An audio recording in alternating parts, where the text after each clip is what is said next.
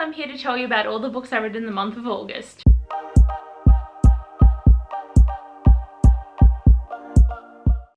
It's been so long since I've just done a general 1 month wrap up, because all of my wrap ups have been like 2 to 3 months worth because I don't read enough. But I managed to read 5 this month, like 5 whole books.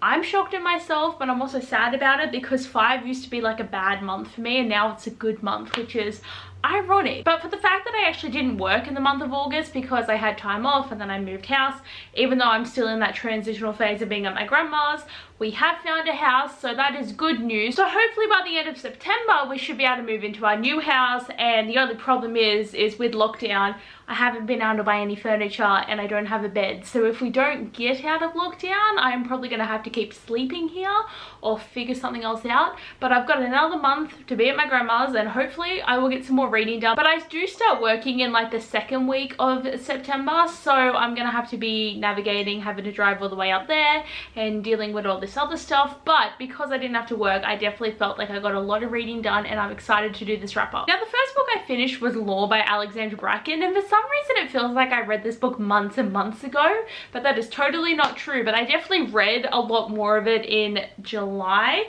than I did August, but I finished it in August and that's what I always count. Like I really wanted to get this book finished last month, but it didn't happen. And to let you guys know, there is a book review for this one if you want to get like some clearer thoughts from me, because I don't go into like a lot of depth, but the video is like 60 minutes long, so I do talk for quite a while. And I'm so glad I did finally pick up Law. It was a bit of a disappointment. Like I gave this one 4 stars because some things were kind of annoying, and I definitely think that the pacing was very off because the book was so slow and then they rushed everything at the end. And I feel like the ending wasn't even an ending, like it didn't give me enough information. But I did like Law as a character, and I also liked Castor as a character, and I also liked how many times this book shocked me just because I wasn't picking up on any of these plot thoughts, which I thought was really annoying for me. And generally the idea of this world was very unique and very cool, so I do highly recommend giving it a go. But I definitely am happy that I had somewhat lowered expectations because every person that I talk to has a different opinion on this book. So it was one of those ones where I was just like, I don't know how I'm gonna feel,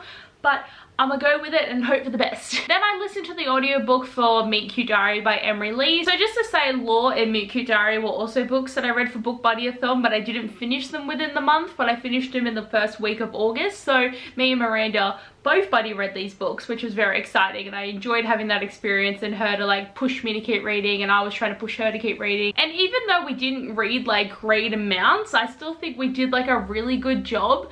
But Meet Cute Diary, I have to say I was actually really disappointed and annoyed with this book just because Noah was such an insufferable main character. And I love the representation. I love this as a book about trans character, and I haven't read that many trans stories, so I wanted to try and branch out there and read something else.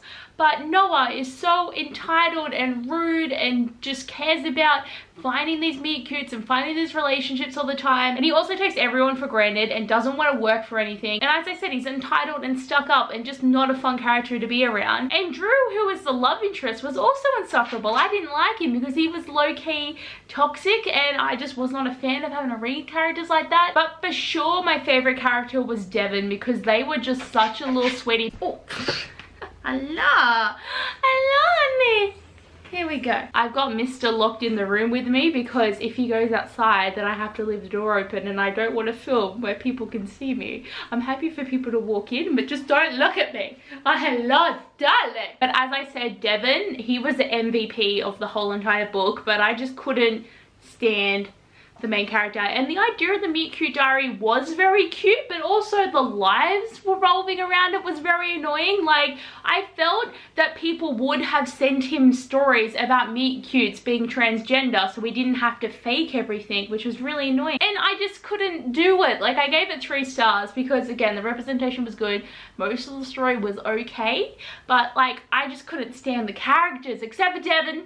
but most of them were sucky. And the next book I read was People We Met on Vacation by Emily Henry, and this is another book I buddy read with Miranda. Like, I have never done so much buddy reading in my life, and I've really discovered that I'm obsessed with it, and it's so much fun to talk to someone when you're reading a book. Oh, baby, you okay? So me and Miranda have actually decided we wanted to try and do one buddy read a month after the buddy-a-thon, because we had so much fun reading together, and we actually do make each other read more, and it's just fun to have someone to talk to as you read the book because you're reading it at the same time. So technically this was our buddy read because Law and Meet Your Diary were books that we were reading in the month before, which we really tried. Like, I didn't finish them, she did, so I was just playing catch up. I definitely think this is a good way for us to get to books that have been on our TBR for a while, or new books. Like, just having that person to push you to read things is going to be very helpful. We both read this book really quickly. Like, it only took us 5 days, and for me 5 days is such a good achievement of actually getting something read. But to actually talk about this book, because that's why we're here,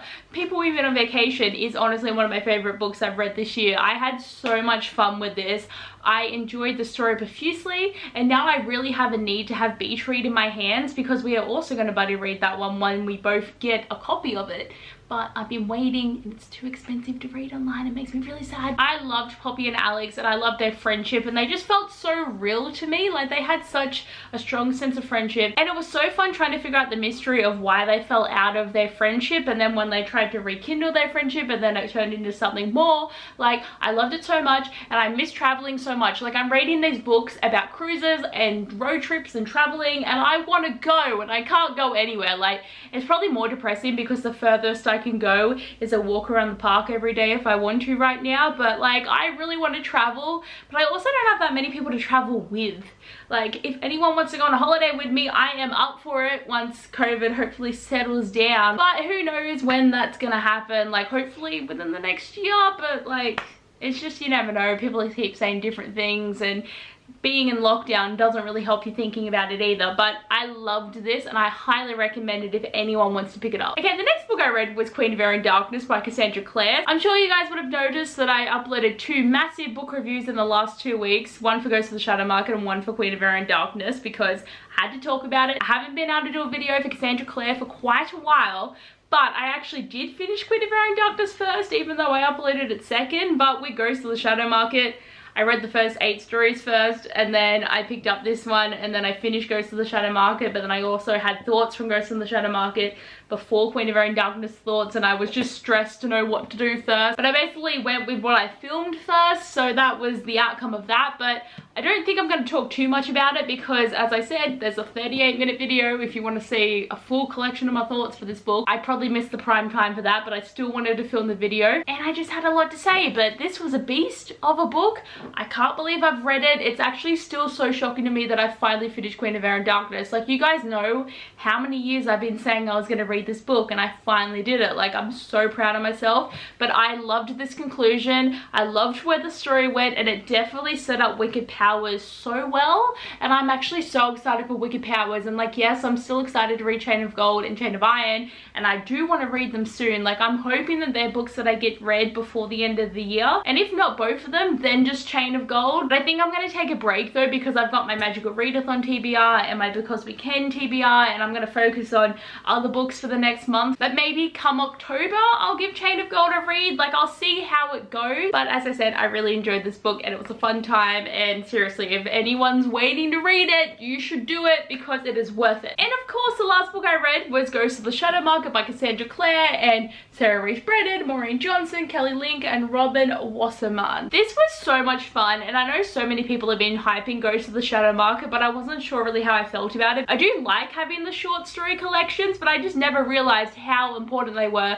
until I read Ghost of the Shadow Market. And yes, I did have major theories when I read this, but it's just so nice to have stories about seeing how Jace came to be with the Lightwoods, or how Jace's parents met, or have a little bit more backstory on Chain of Gold characters, or even seeing how Abbeyleec was able to find his son. There's so many important stories in here that give us just that little bit extra when characters might have mentioned stuff as a throwaway line, and now we have the backstory. Like, these stories, as I said, are so important and just really add to your reading experience. So I'm so glad I did finally read this collection. I definitely had a really good time with this one. It's another one that I'm just glad I finally read. So guys, this is my wrap up for the month, and there's some thick ones in here. I'm actually really proud of how much I ended up reading. And again, as I said, like a majority of this was read in the last month and a majority of this was read in the last month, but I'm proud of this. Like, reading Queen of Air and Darkness is an accomplishment in itself because that book is only 900 pages.